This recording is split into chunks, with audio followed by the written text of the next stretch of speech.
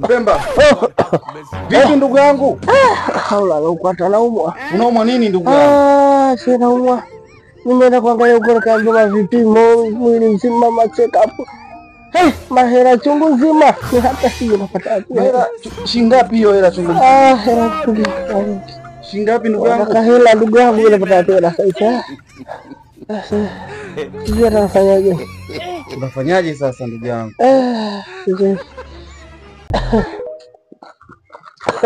Bosi uniambia kuna kikundi imejiunga nyewe kinaitwa Bagai si group.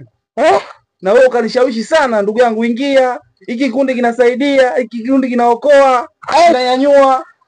Baya labda. Wewe umelala hapo, mbona kunyanyui sasa? Ngoja. Umekumbusha. Umekumbusha. Mbona kunyanyui? Nakumbuka. Kuna hisa zangu kibao kule na ubwa. Sasa, kwa simu yangu mpigie mtu mmoja anaitwa Moses. Moses? Na mwenyekiti huyo. Ndio mwenyekiti huyo? Mpangie simu mwambie huyu bwana azidiwa. Unashangaa ndugu yangu. Unaumwa hapo, kuna pesa zako ushaikuza huko.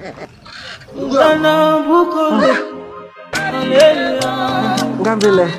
Pemba. I say, kikundi chenu kinapaswa kuigwa hapa nchini.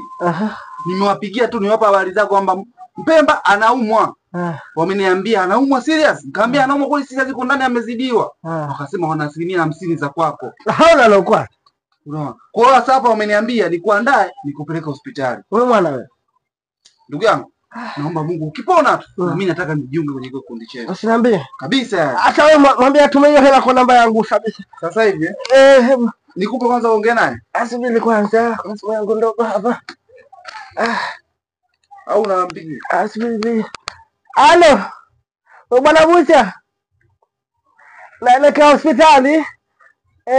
Asa nikatie kilo moja ya nyama umpeleke pale nyumbani mama apike supu wakati nikiwa hospitali niletea supu ya kongolo.